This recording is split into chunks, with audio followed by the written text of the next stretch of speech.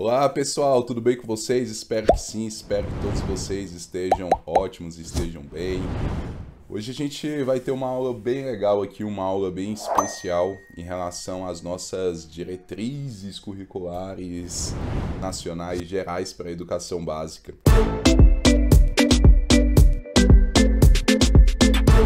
Pessoal, vamos lá. Sempre que eu começo as minhas aulas, eu gosto de falar para meus alunos que é importante a gente levar em consideração alguns quesitos de produtividade.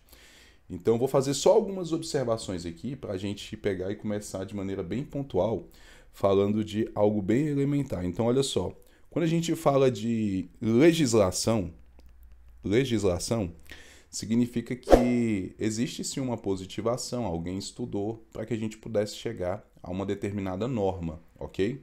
Então, nós temos uma hierarquia. A gente tem a Constituição Federal de 88, a gente tem a LDB de 96, nós temos o Plano Nacional de Educação, aí depois nós temos as diretrizes curriculares nacionais, emitidas pelo Conselho Nacional de Educação. E todo instrumento normativo,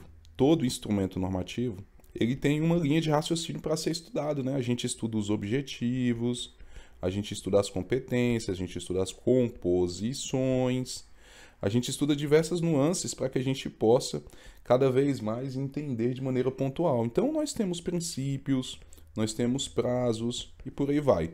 Então, o que eu quero falar para vocês aqui de antemão de maneira bem pontual? Todas as vezes que a gente estuda lei, legislação, aqui é uma resolução, ok? É um instrumento normativo também. E a gente precisa observar que existe essa hierarquia. Então, os menores obedecendo os maiores. E a gente consegue entender de maneira macro por que muitas coisas se repetem, né? Porque exatamente tem que existir essa hierarquia, ok? Então, olha só que bacana que vocês vão guardar aí de maneira bem pontual. Todas as vezes que você pegar uma legislação para estudar, não se esqueça que tem normas maiores que a gente vai estar aqui, a gente vai estar respeitando, beleza? Então, vamos lá. Olha só, aqui, de uma maneira bem legal, aí eu falo para meus alunos o seguinte: pessoal, os nossos 5 primeiros minutos a gente precisa falar algo essencial para que a gente possa melhorar a nossa maneira de estudar. E aí eu falo para vocês o seguinte: tem que ter paciência, tem que ter leitura, tem que ter letra da lei, mas tem que ter a parte mais importante: vocabulário e interpretação. E quando você fala de interpretação, a gente leva em consideração que a gente precisa interpretar a literalidade da lei. Então a gente precisa pegar a lei na sua integralidade, a lei seca que a gente fala, e interpretar. Por que eu estou falando isso? Ah, professor, o senhor está falando isso porque a gente tem sim, de maneira bem pontual, um documento que ele mostra de maneira explicada diversas informações sobre a nossa educação básica. E aí vocês vão guardar. Falou em educação básica, nós temos a educação infantil, o ensino fundamental e o ensino médio, ok? Cada um com seus objetivos, cada um com as suas nuances, mas a gente não vai interromper o processo de desenvolvimento, a qualificação para o trabalho e a formação do cidadão, que são princípios que a gente já tem na nossa Constituição Federal. Mas nós temos também as resoluções, ok? E as resoluções, elas vão trazer o quê? A literalidade da lei destes documentos. Então a gente tem sim aquela parte que vai estar explicando de uma maneira mais pontual, mostrando o contexto histórico, a concepção, o surgimento e por aí vai. Mas a gente tem também a resolução, que é a literalidade da lei. E ela, por si só, é suficiente para a gente acertar os itens. Por isso que eu trouxe para vocês diversos dispositivos da nossa resolução, ok? Então, iniciando. Professor, as diretrizes curriculares nacionais gerais para a educação básica, ela tem objetivos? Tem objetivos. No entanto, eu quero que vocês guardem, num primeiro momento, os objetivos que a gente tem no artigo 205 da nossa Constituição Federal de 88. Ah, professor, legal. Lá ela fala o seguinte para a gente, que a educação, que é um dever de todos, um direito de todos, um dever do Estado, e quando ele coloca pra gente uma palavrinha que é um verbo muito importante, que ele coloca o visando, significa que a nossa educação ela tem o quê? Objetivos. E quais são os objetivos? Aí vocês vão guardar. Os objetivos maiores da educação são esses 3 aqui. Olha que legal. Nós temos de uma maneira bem pontual mesmo, o pleno desenvolvimento da pessoa, a gente tem a qualificação para o trabalho e a gente tem um importantíssimo que é o exercício da cidadania. Ah, professor, legal. Então esses 3 objetivos aqui são os objetivos que a gente vai buscar ao longo da nossa educação por um todo. E a gente sabe que na educação básica, a gente tem na educação infantil o foco maior com o desenvolvimento da pessoa. E já no ensino fundamental, a gente tem sim uma busca pela formação da cidadania. Só que lá no ensino médio, olha que legal, a gente pode até frequentar uma escola técnica, uma ETB, e aprender uma profissão. Então, olha só que legal, aqui a gente soma essas ideias. E quando a gente soma essas ideias, a gente tem sim os objetivos da nossa Constituição Federal sendo respeitados. Aí eu sempre gosto de falar para meus alunos o seguinte: pessoal, falou em objetivos, não importa quais sejam, vocês vão levar em consideração primeiro o que a nossa lei maior tem, o que a nossa Carta Magna fala, o que a nossa lei suprema mostra pra gente, o que a nossa lei fundamental tem de informações importantes para a nossa educação. E aí vocês vão guardar que esses são os 3 maiores objetivos que a gente tem para a nossa educação, beleza? Outra informação muito importante que eu quero que vocês levem em consideração. O objetivo maior da escola é fazer com que o aluno aprenda, com que ele desenvolva, com que ele cresça. E quando a gente fala do exercício da cidadania, é conhecer os seus direitos e deveres para que ele possa intervir na sociedade por bem, de maneira pacífica, ok? Então vamos lá, sem mais delongas. Professor, quais são esses 3 objetivos que aparecem nas diretrizes curriculares nacionais? Então olha só que bacana, a gente vai obedecer os princípios que existem. Então vamos sistematizar eles. Vamos olhar as demais diretrizes gerais para a educação. Vamos observar o que nós temos na nossa Constituição Federal e na nossa LDB. Ah, professor, o senhor acabou de falar isso para a gente. A Constituição Federal está lá em cima, depois vem a LDB, para depois a gente começar a falar sobre as diretrizes curriculares nacionais. Isso mesmo, então existe o quê? Uma hierarquia, e essa hierarquia ela precisa ser respeitada, ok? Então tudo que a gente vai falar aqui, algumas coisas já se repetiram na nossa Constituição e na nossa Lei de Diretrizes Básicas da Educação Nacionais, ok? Então é importante a gente observar que tudo isso é com busca para poder ter uma formação básica comum, para a gente dar uma igualdade, né, uma equidade no nosso sistema educacional e foco os sujeitos que dão vida ao currículo, à escola e por aí vai. Então, num segundo momento, um outro objetivo dessas diretrizes é justamente estimular a reflexão crítica e propositiva que a gente tem em relação à formulação, execução e avaliação do que nós temos de identidade da escola. Para quem não sabe qual é a identidade da escola, olha só, identidade. Qual é a identidade da minha escola, professor? A identidade da sua escola se chama Projeto Político Pedagógico. Lá a gente tem diversas concepções, lá a gente tem diversos posicionamentos, tanto pedagógicos quanto epistemológicos e por aí vai. Então a nossa educação básica, ela se pauta sim por meio de ideias e toda escola tem uma identidade. Ou seja, você já viu a identidade da sua escola, o seu projeto político-pedagógico? O que tem de informações essenciais? O que a gente vai buscar? Quais são os projetos?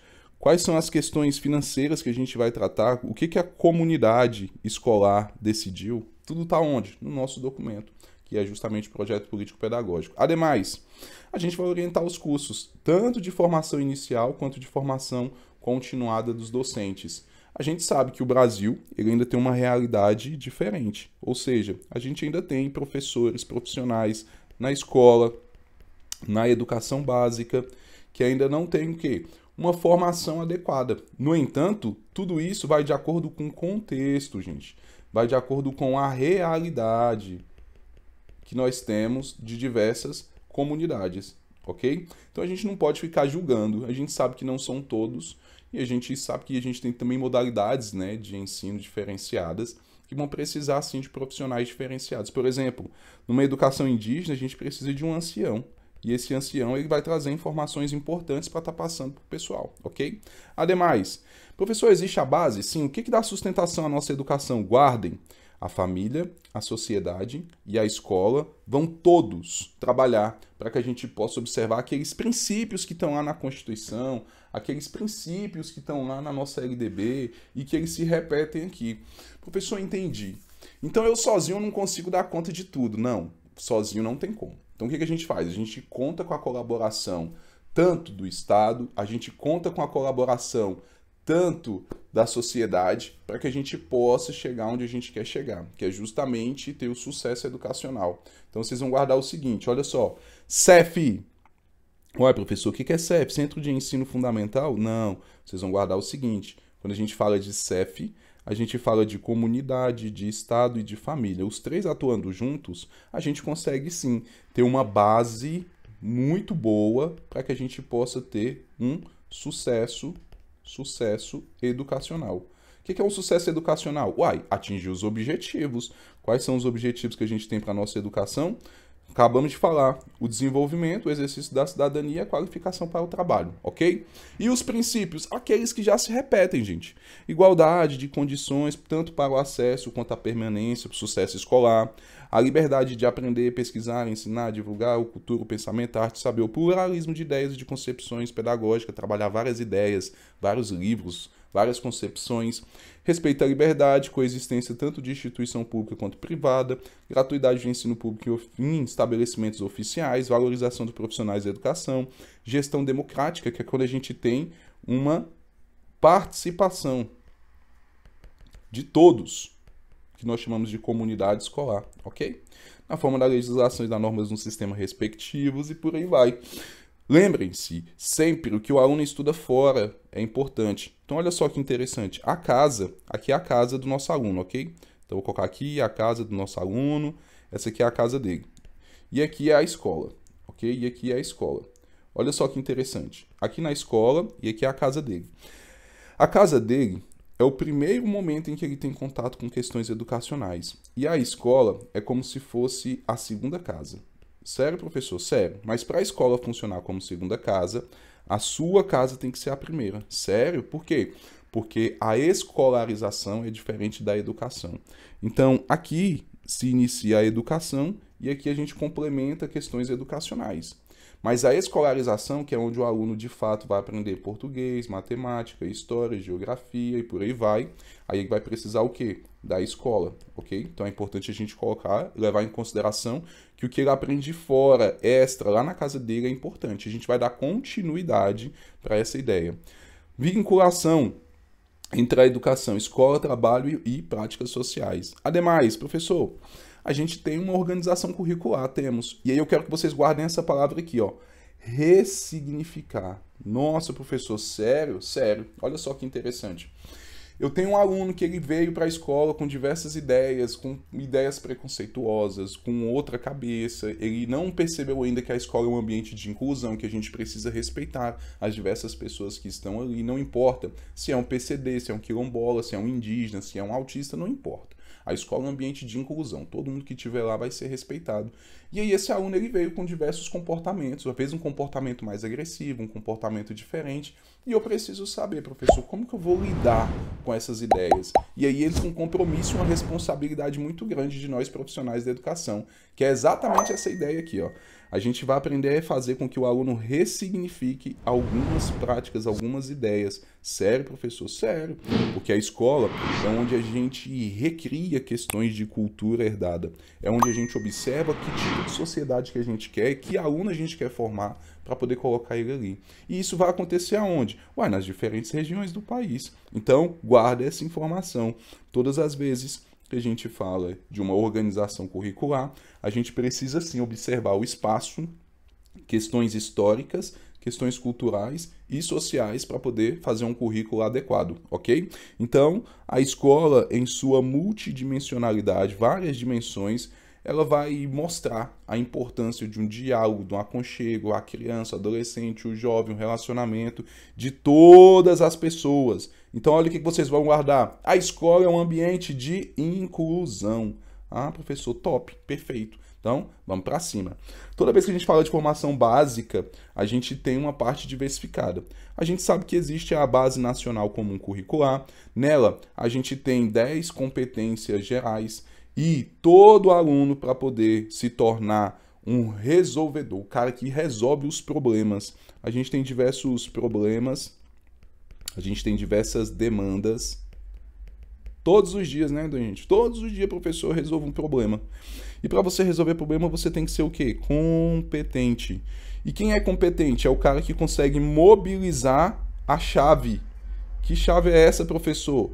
A chave que a gente sabe que são os conhecimentos, habilidades, atitudes e valores, ok? Então, toda vez que você consegue mobilizar essa chave, você se torna competente. E para que eu tenho que ser competente? Para resolver problemas, para resolver demandas. Então, o cara que é competente é o cara que mobiliza os conhecimentos, habilidades, atitudes e valores para resolver demandas complexas da vida cotidiana. Perfeito?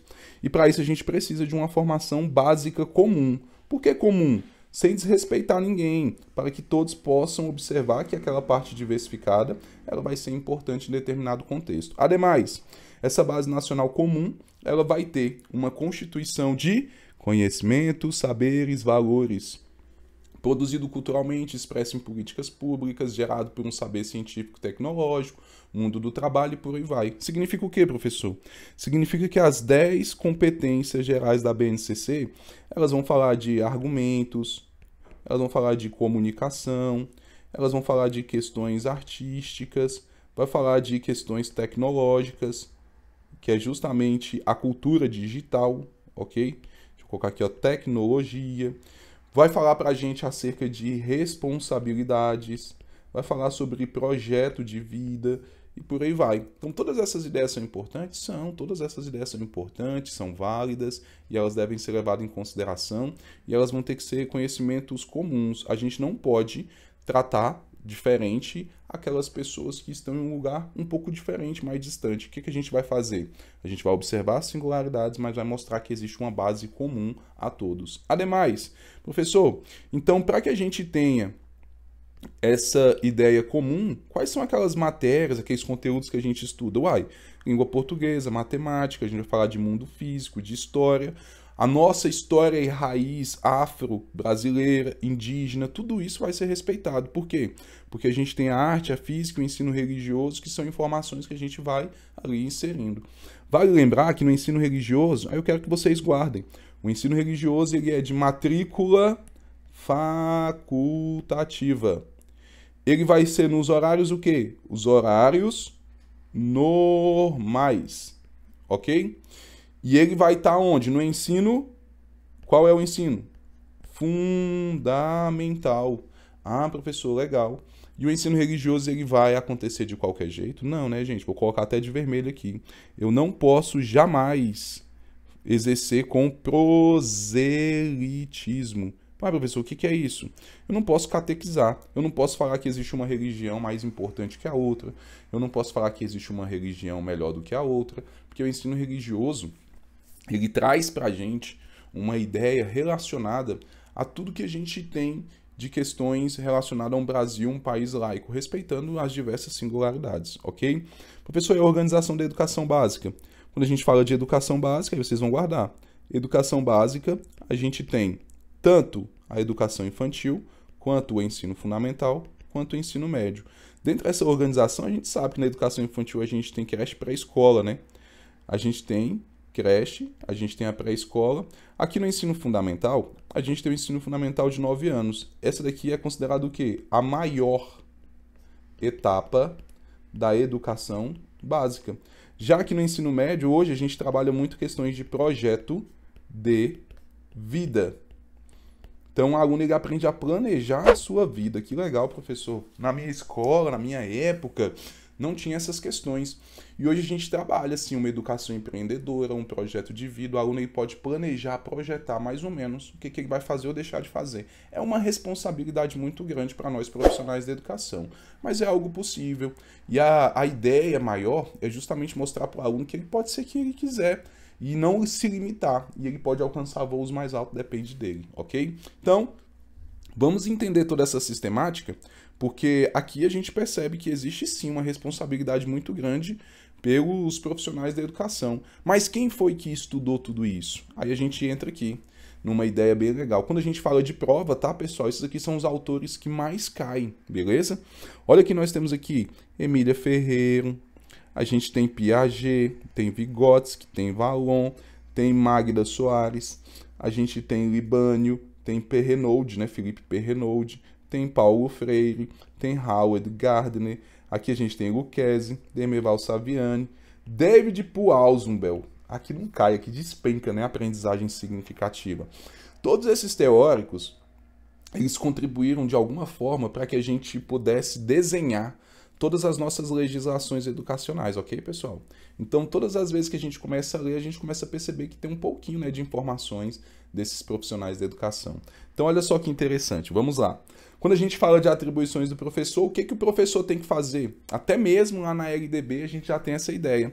Aí ele vai participar e elaborar o projeto político-pedagógico, trabalhar com plano de trabalho, falar de um plano de trabalho e cumprir esse plano de trabalho, zelar pela aprendizagem dos alunos, estabelecer estratégias, principalmente para aqueles que precisam de recuperação, que estão com menor rendimento.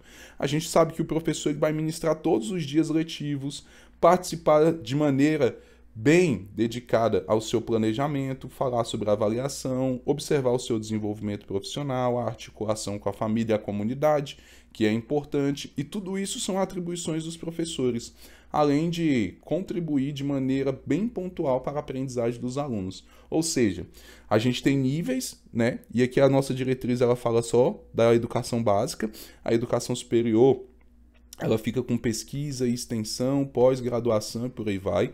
É um outro momento de estudo. E aqui a gente observa, de uma maneira bem pontual, a identidade da escola, ela passa pela mão do professor. O plano de trabalho é o que ele vai executar. A aprendizagem é uma informação primordial. Então, o professor ele vai zelar pela aprendizagem do aluno. As estratégias, elas vão observar as singularidades. Cada aluno é singular. A responsabilidade mostra que o professor ele é um profissional. Por que eu tenho que falar isso? Porque hoje muito se fala da profissionalização do professor. Então, a gente tem uma formação inicial, mas nós temos também uma formação continuada, ok? A avaliação é um ato complexo. Pode ser pontual, durativa, diagnóstica, formativa e por aí vai. A avaliação, ela trata as ideias na verdade. O que realmente a gente aprendeu? O desenvolvimento profissional é quando a gente tem uma formação continuada, principalmente quando a gente observa ideias de um colaborador importante, que é o que nós chamamos de coordenador pedagógico, ok? O papel articulador é quando a gente consegue observar que o professor ele consegue fazer um link com a comunidade escolar, ele consegue fazer um link com a família, ele consegue fazer um link com o pessoal da gestão e ele é uma peça importante dentro do ambiente escolar. Então, olha só o tanto que a educação ela é desafiadora para esses profissionais da educação, ok? Então, ademais, o que é a educação infantil? Creche pré-escola, a gente tem um acompanhamento e registros e sempre trabalhando no desenvolvimento e aprendizagem. Hoje a gente fala muito de uma educação integral. O que é educação integral? Aspectos cognitivos, afetivos, psicomotores, racionais, emocionais, históricos, culturais são observados dentro de um contexto escolar.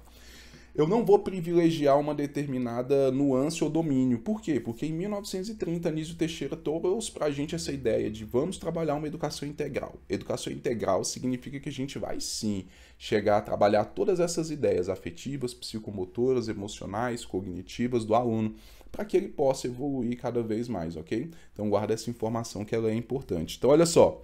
Aqui, o nosso foco maior é com o desenvolvimento. Então, a gente tem 3 objetivos, né, gente, lá na nossa Constituição. E aqui na educação infantil, a gente foca de maneira exclusiva o pleno desenvolvimento da pessoa. Ok? Então, olha que interessante. Falou em educação infantil, o que a gente tem assuntos fundamentais, elementares, essenciais? Educação infantil é erudicidade, gente. São sonhos, desejos, travessura, felicidade, alegria e preocupação. Despreocupação. O aluno não está preocupado com nada, né? Desenvolvimento integral, simbologia, imaginação, sujeito, objeto. Olha como é legal a educação infantil. Conhecimento de si e do mundo. Experiências sensoriais, expressivas, corporais, imersão de linguagens, narrativas, diferentes suportes, situação de aprendizagem, cuidado e prevenção, documentação específica, direitos, campos, experiências. Falou em ensino fundamental, mudou. Olha só. Professor, educação infantil a gente focou muito desenvolvimento. Isso. E aqui no ensino fundamental, a gente vai focar a formação do cidadão, gente. Olha só que legal. Por isso que é a maior etapa da educação básica, né, professor? Isso, porque aqui a gente vai focar questões de cidadania. Então, olha só, duração de 9 anos, formação do cidadão, direito das crianças, trabalhamos os temas transversais, entra o ensino religioso de matrícula facultativa. Ademais, o ensino médio trata já, numa etapa final, a gente quer aprimorar como pessoa. A gente fala de um pensamento crítico, técnico-científico, teoria com a prática, beleza? Então, olha que bacana. Professor, legal.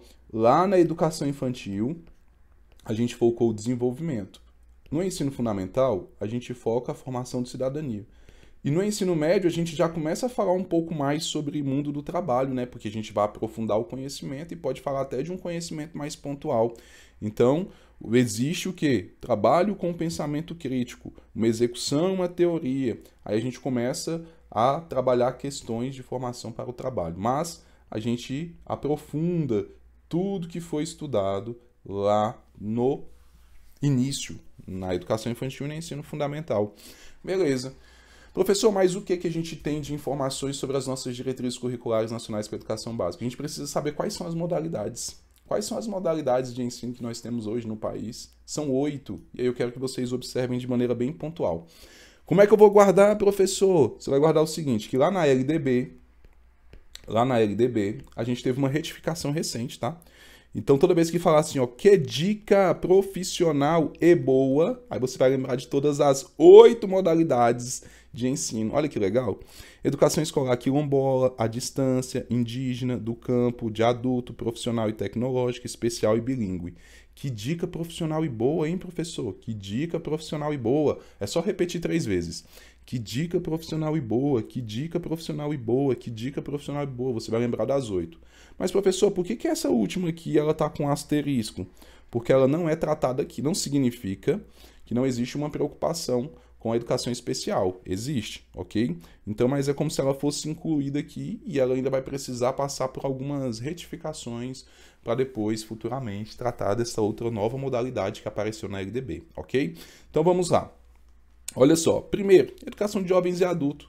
Gente, aqui o aluno está pronto, é o que a gente chama de prontidão. Às vezes o aluno está ali só para aprender a ler e tirar a habilitação. Já aconteceu comigo quando eu dava aula na EJA. O aluno queria só tirar a habilitação, quando ele tirou a habilitação nunca mais ele apareceu na escola. Acontece. Então olha só que legal, aqui a gente tem uma faixa etária diferenciada. Então falou de adulto, lembra de Paulo Freire, que foi o cara que criou essa modalidade de ensino. Lembra das questões relacionadas à experiência, à vivência desse aluno. Tudo isso é importante, ok? Próxima modalidade, professor, educação especial.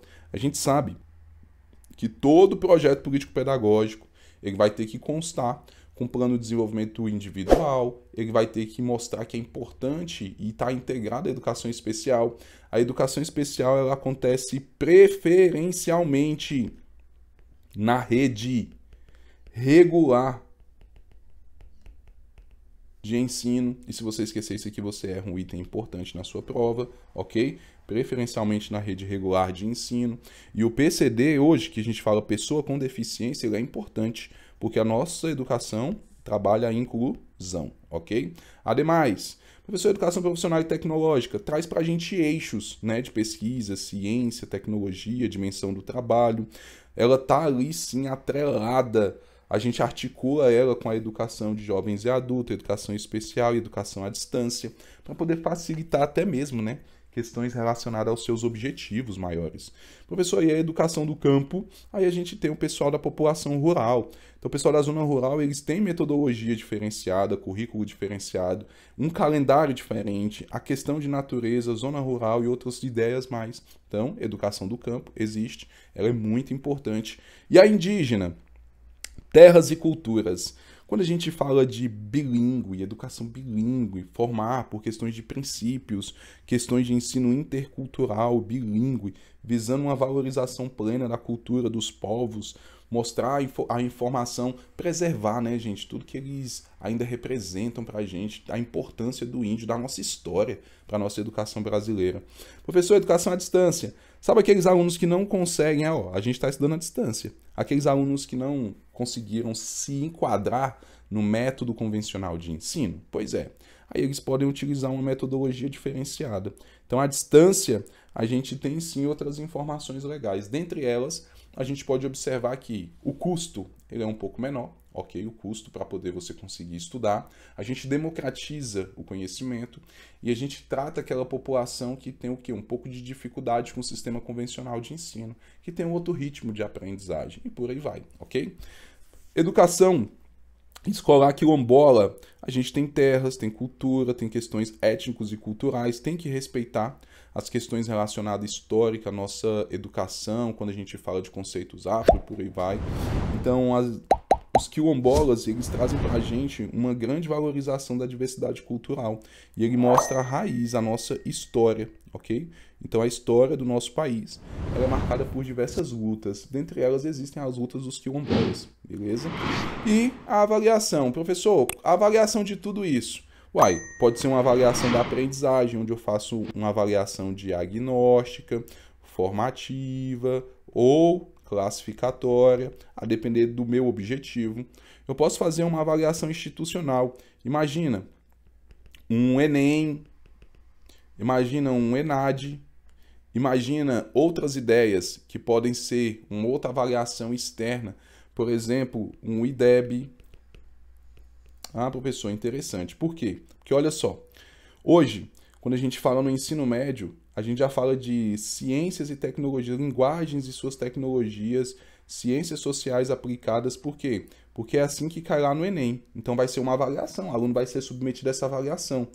Agora eu quero avaliar uma instituição de ensino superior, ENAD, uma escola da educação básica, o IDEB. Aí eu quero avaliar todo o sistema educacional de maneira mundial, e a gente fala de PISA. Então, olha só que interessante, a avaliação ela existe quando a gente vai avaliar de maneira institucional ou a aprendizagem. O Enem, ele avalia o quê, professor? A aprendizagem do aluno, ok? E aqui, ó, a gente tem instrumentos para poder avaliar as instituições e as redes, beleza? Avaliação da rede da educação básica. Professor, ele tem uma formação inicial e continuada. Cuidado, o professor ele não só vai educar, mas ele vai cuidar também dos alunos. Nossa, professor, o pai confia em você, em mim, o bem mais precioso dele que é o filho. Então a gente vai cuidar também, não é só educar. A gente vai cuidar e educar, beleza? E aí tem uma formação continuada, tem uma formação inicial. Questões, olha só essas dimensões aqui, pessoal. Quando a gente fala de dimensões técnicas, conhecimento, política, cidadania, ética, valores, estéticas, culturais, ok?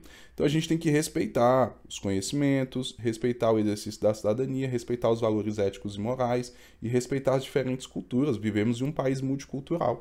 Então essa formação de professor ela é importantíssima, beleza? Bacana. Aqui, pessoal, a gente finda, né, essas ideias. Então olha só que legal. Professor, é muito bacana, a gente falou de todas as questões relacionadas à parte de maneira mais abrangente das diretrizes. Aí eu trouxe informações pontuais aqui para vocês. E aqui já é um ponto de partida, né, para a gente pegar e falar assim, eu posso aprofundar e entender. Então a parte que alguns ainda tinham um pouco mais de complexidade, eu passei aqui para vocês. Então olha só que legal. A gente falou como se divide, né, a nossa educação básica. Então falou de educação básica, vocês aprenderam o quê? Que a gente tem educação infantil, o ensino fundamental, o ensino médio, que a gente foca assim aqui o desenvolvimento, aqui a formação da cidadania, e aqui num terceiro momento a gente começa a trabalhar questões relacionadas ao trabalho.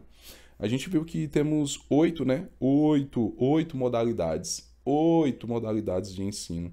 Então, que dica profissional e boa. Quilombola à distância indígena do campo de adulto, profissional e tecnológico, especial e bilíngue. Então, são as 8 modalidades de ensino que a gente tem. Dentre essas modalidades, a gente viu que questões avaliativas, elas são importantes. A gente pode avaliar a aprendizagem, uma instituição ou toda a rede, e aí a depender do tipo de avaliação que a gente vai aplicar. E antes de tudo, a gente percebeu que tem que respeitar a Constituição Federal, a nossa LDB, para depois entrar nas diretrizes.